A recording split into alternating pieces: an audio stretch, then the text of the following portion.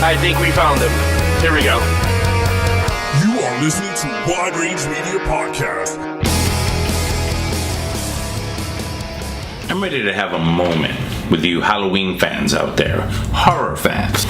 There are fans out there who kind of tick me off. And I guess maybe it's not fair for me to call them fans because maybe they're not really fans. They just know of the franchises. What am I talking about? I'm talking about Halloween and Friday the 13th. Yeah, so what's my beef? My beef is this. People confuse the two killers. It never ends. It's been going on for years. I had a friend tell me, oh yeah, I know what you're talking about. Halloween, the boy that drowned in the lake. I was like, I had to correct him. Like, no, that was not the boy that drowned in the lake. And then there are other people that see the Michael Myers mask hanging on the rack in Party City. And they be like, ooh, look, it's Jason. And I'd be like, it ticks me off to no end. So I'm here to set the record straight. Okay, pay close attention. Michael Myers has a rubber Halloween mask that used to be William Shatner. John Carpenter had it bleached, messed up, hair messed up, whitened, eyes made bigger, cut out, and all messed up. So it could be the famous Michael Myers mask we all know and love. Jason's mask is not a rubber mask. It is a hockey mask. And by the way, it's not even his first mask. His first mask was actually some kind of a sack around his head with an eye sticking out of it in Friday the 13th Part 2. And then he ditched that for the hockey mask that he got out of this kid who thought he was like some kind of fun trickster in Friday the 13th Part 3. That was when he acquired the hockey mask, and it has been a staple of Jason Voorhees ever since. But that's not the only difference. It's not just about the mask. Let's be clear here. Michael Myers was 6 years old when he murdered his sister in the upstairs bedroom of his home in Haddonfield on October 31st, 1963. Jason, on the other hand, drowned in the lake at Camp Crystal Lake, somewhere in upstate New York, or is it New Jersey, whatever. His mother being ticked off because the camp counselors were doing their own thing while Jason drowned, sought revenge for her son's death.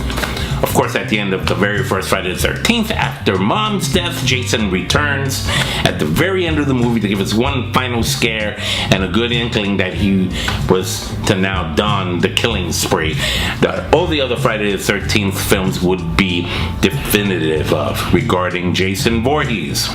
This isn't about how good or how horrible these movies are. We all can make our judgment calls on that. My point is that Jason is an enigma in and of himself.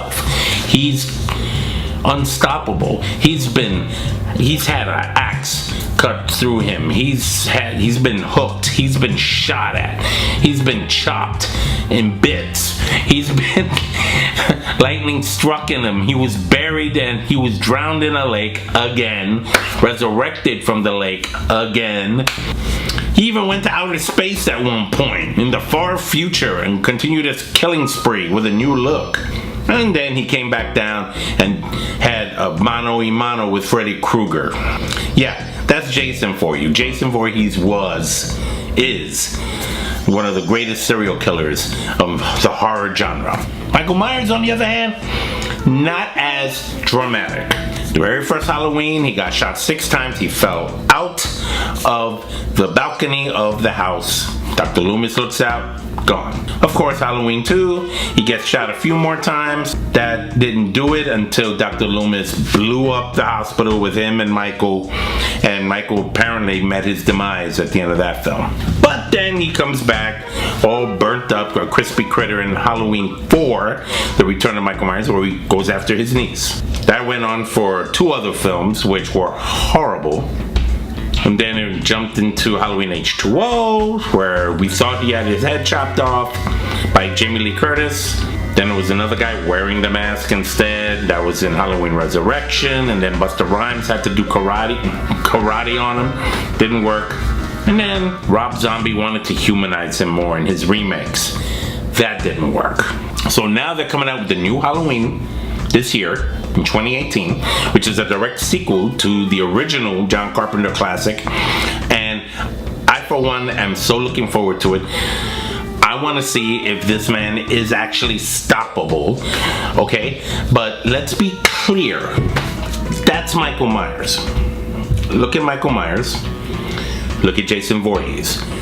See the differences in the masks.